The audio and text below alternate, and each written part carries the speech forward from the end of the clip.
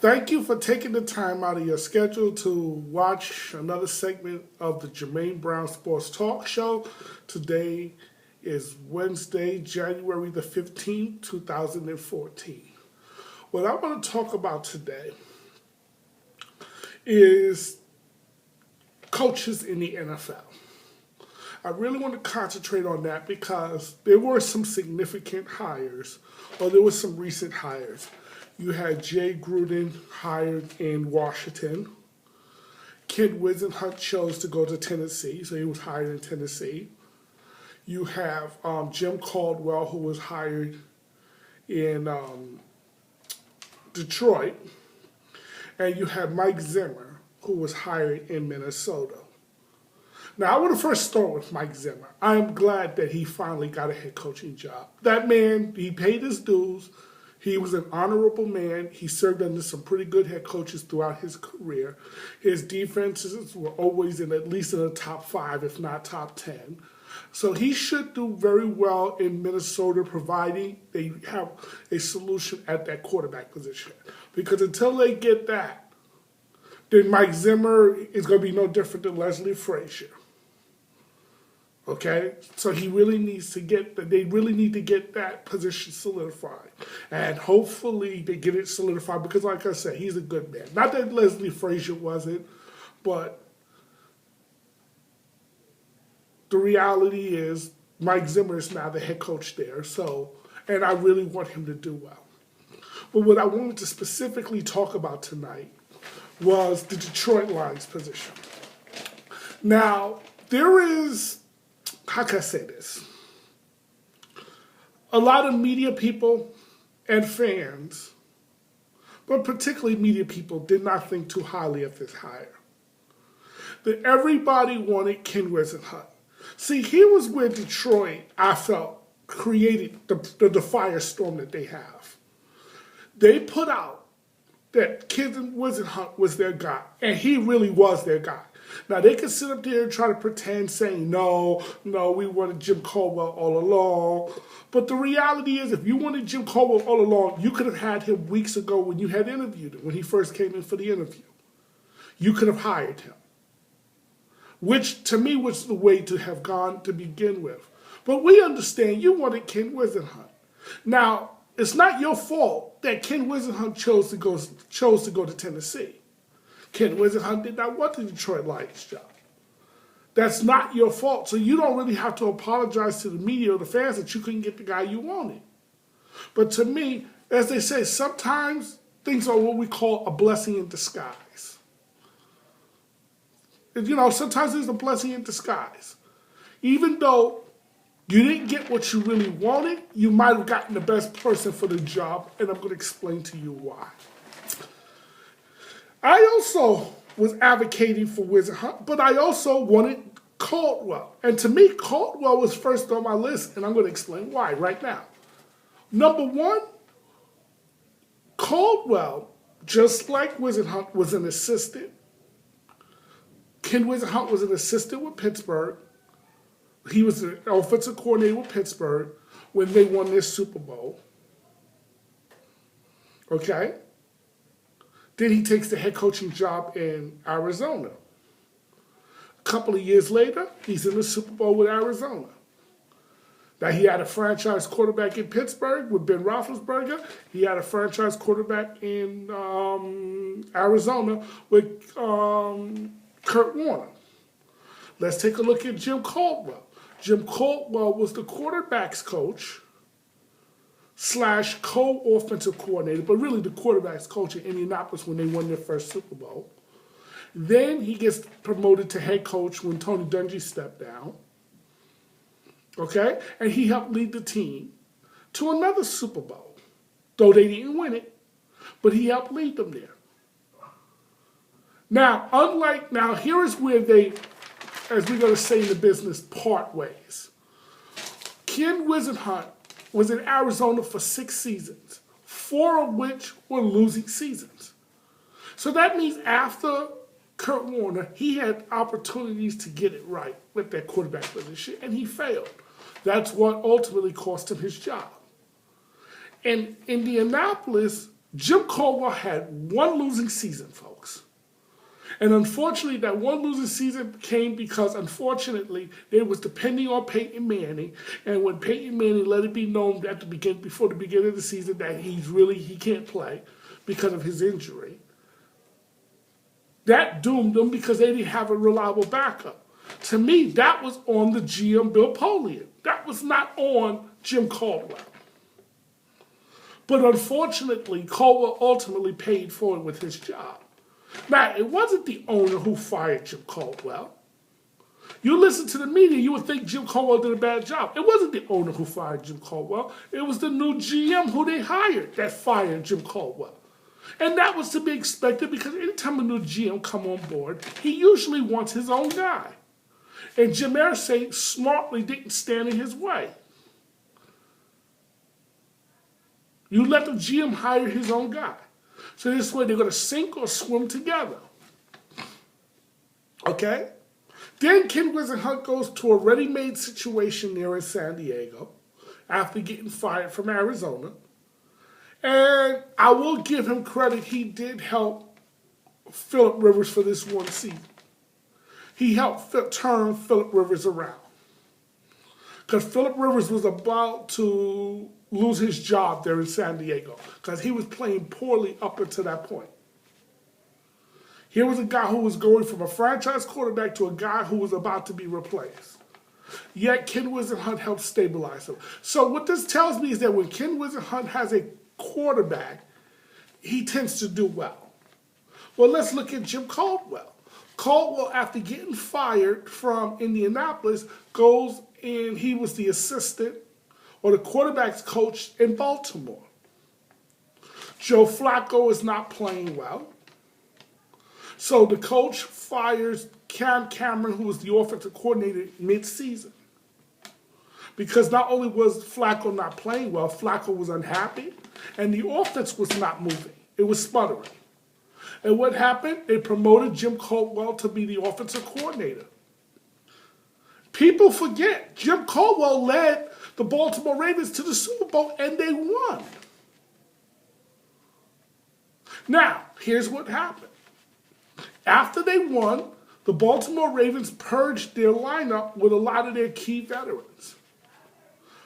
Most on the defensive end, but some key guys on the offensive end, like Flacco's security blanket, Anquan Boldin. But when he took away Anquan Boldin, you took away a large part of what made Joe Flacco Flacco. Flacco, you could just throw the ball up to Anquan, and Anquan would bail him out. You took away his security blanket, and it showed this year. Not only that, the offensive line was decimated by injuries, but the media doesn't tell these stories.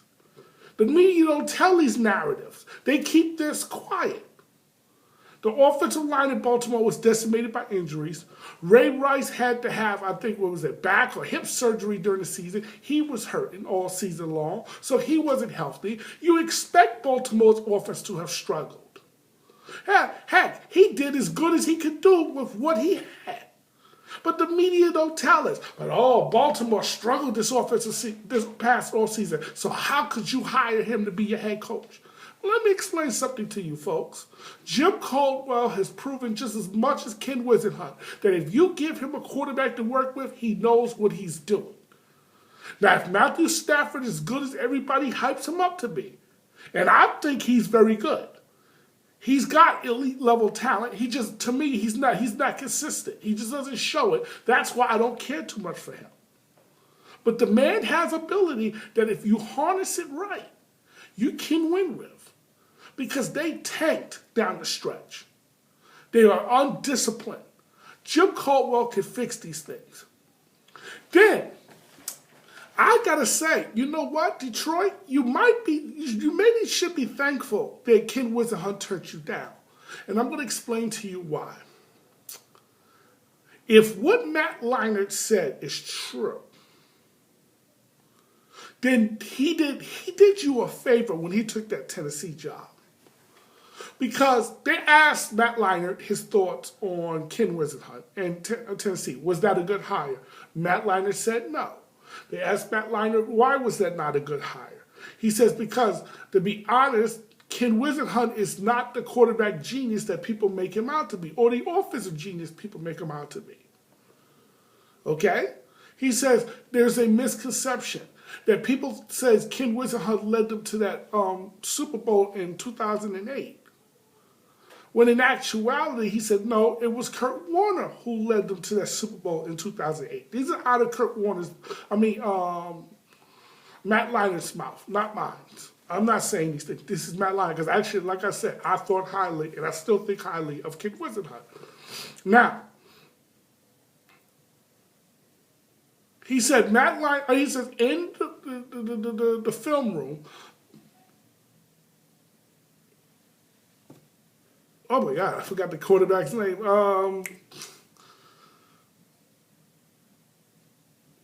Kurt Warner, he would come into the film room with new plays, about 20 to 30 plays, and say, run these plays. These are the plays that I want to run. And Ken Whisenhunt would run it. So it was really my man, Kurt Warner, who was really running the offense. So he was the coach on and off the field, in a sense, for the offense. If that is true, that is an indictment on Ken Whisenhunt. Because Ken Whisenhunt's job was to be the head coach. That's Ken Whisenhunt's job. So I hope for his sake that's not true. But then they asked Kurt Warner his thoughts. And here's what Kurt Warner said. Now listen carefully. Well, I think he took the wrong job. He should have went to Detroit. Now, why would Kurt Warner say this? He said because they already got a ready-made quarterback. Their quarterback is already there. He's ready-made. You don't have to develop him. You just got to straighten him out. So what he's really saying, he's kind of backing up Matt Leiner's statement, in a sense, without coming out and saying that what Matt Leiner is saying is true. Ken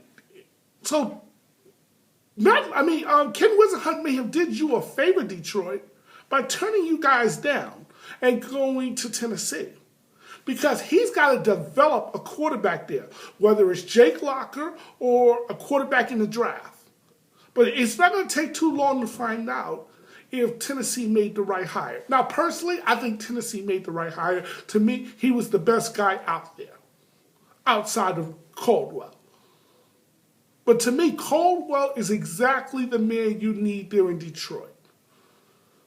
Now, I might not have liked Caldwell too much in Tennessee because, again, he hasn't looked good when he didn't have that quarterback in place.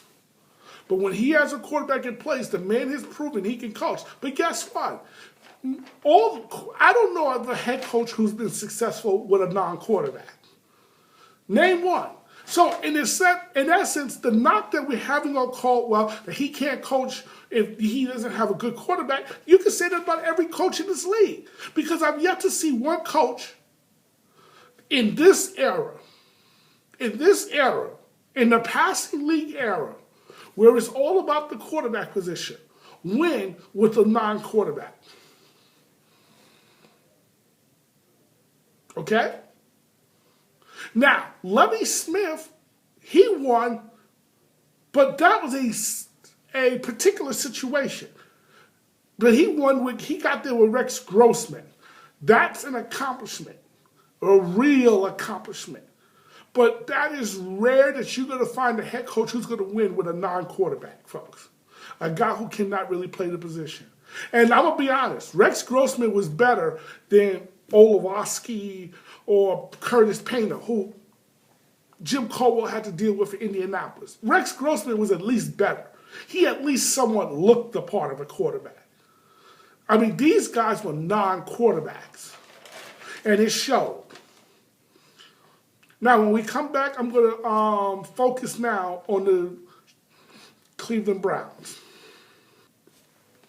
Okay, welcome back to the Jermaine Brown Sports Talk Show. Today is Wednesday, January the 15th, 2014. Recently, the Cleveland Browns let go of first-year head coach Rod Krzyzewski. Now, why is this a problem? Because the administration that's in place, which is Jim Haslam, the owner. Okay? You also have the GM, which is Mike Lombardi. And you also have Joe Banner, who's the president of the organization. Now, these guys, especially Mike Lombardi and Joe Banner, are supposed to be guys who know what they're doing.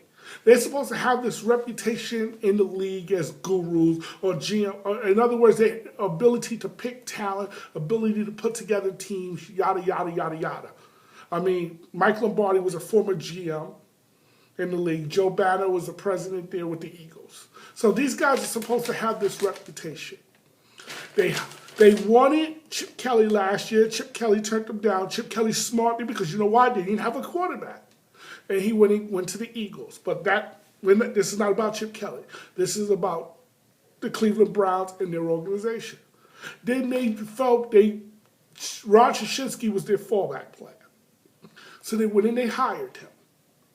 Ron Krzyzewski, in my opinion, if you watch the games this year with Cleveland, he did the best job he could with the talent he had. He had a rotating door at the quarterback position. Brendan Whedon was horrible. Bobby Hoyer got hurt. Jason Campbell was at best okay, but Jason Campbell's a backup. You can live with Jason Campbell for a game or two, but an entire season or most of the season, that's difficult to ask Jason Campbell to carry you for most of a season. Very few guys can get that out of Jason Campbell. That being said,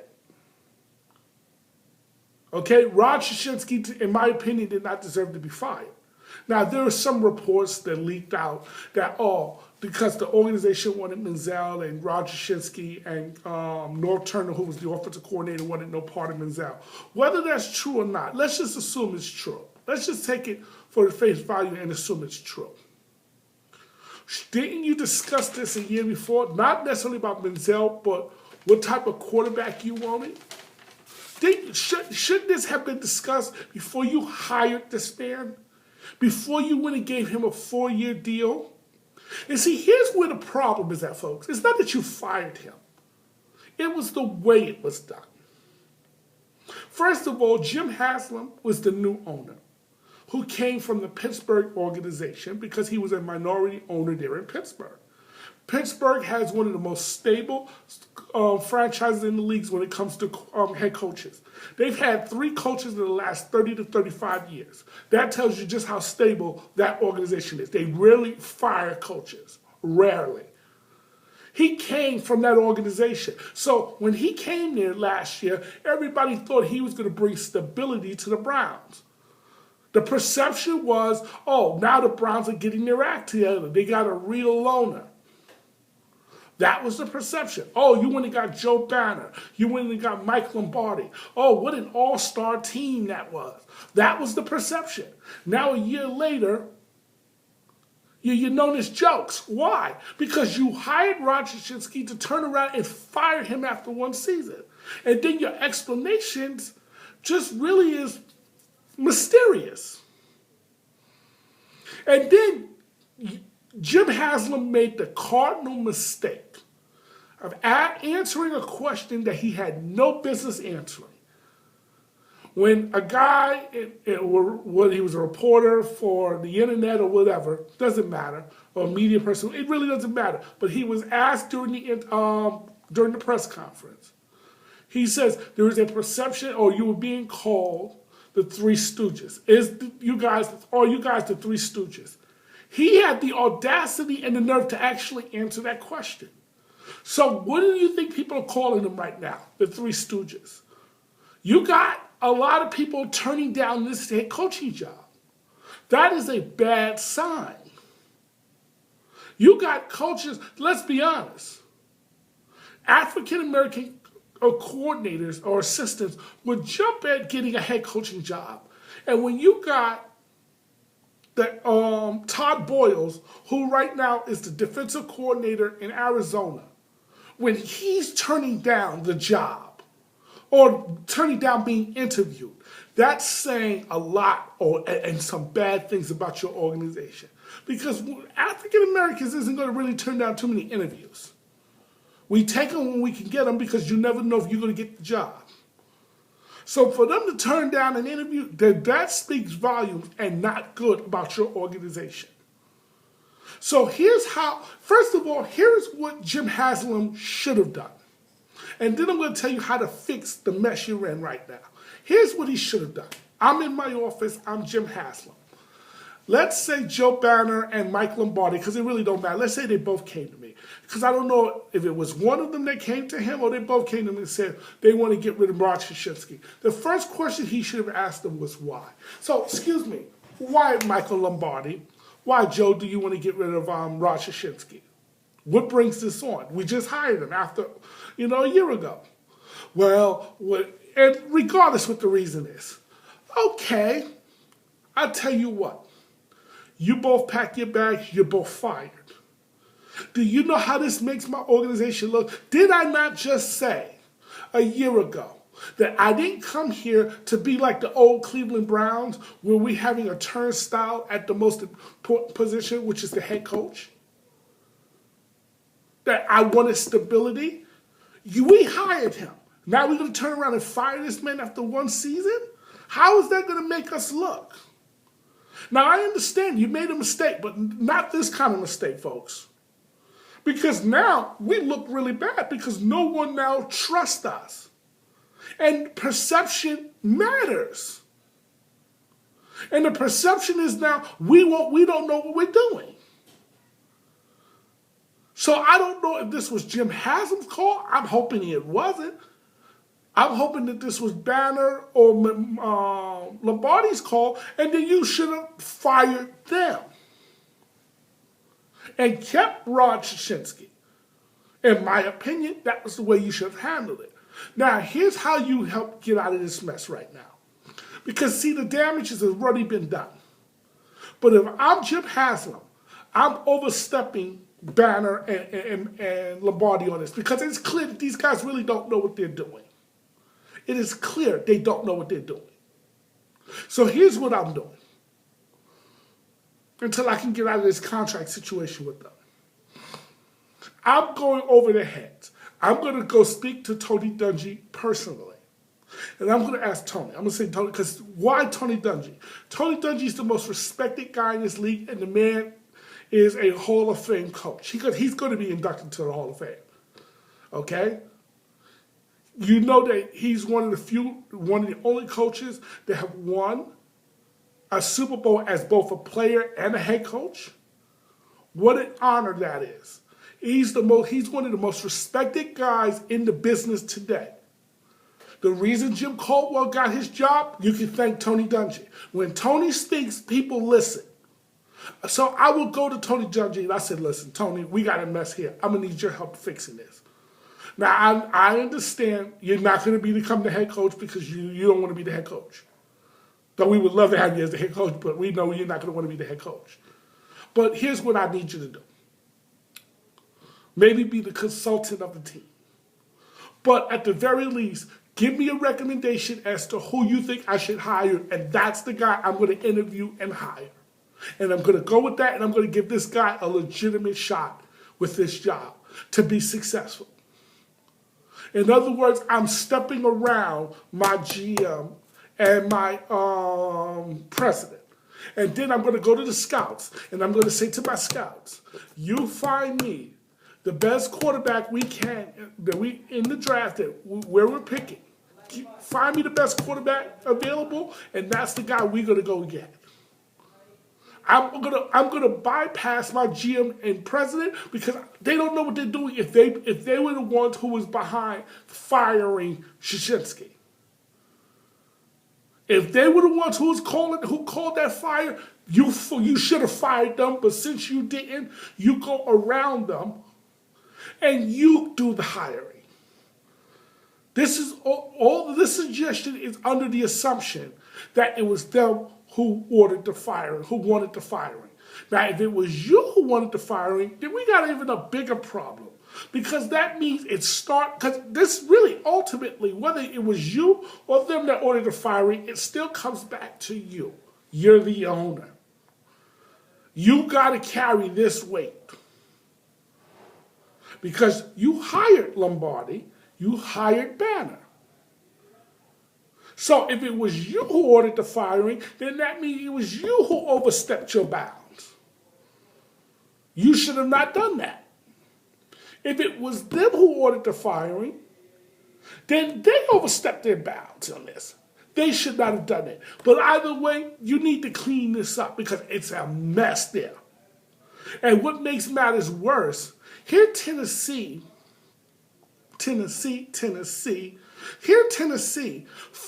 was the last team they just fired their head coach, Mike Munchak, about a week or so ago.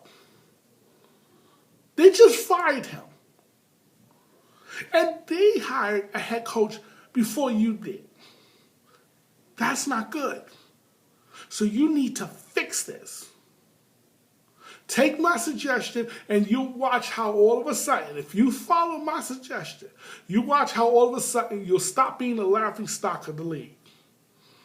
Because right now, people are thinking you're the worst run organization in the league. That's the perception right now. Right now, you're known as the Three Stooges. Banner, Lombardi, Haslam, the Three Stooges. Larry, Moe, and Curly. Not good, buddy. I want to thank you for watching another segment of the Jermaine Brown Sports Talk Show. Take care, have a wonderful night, and we'll see you again next time.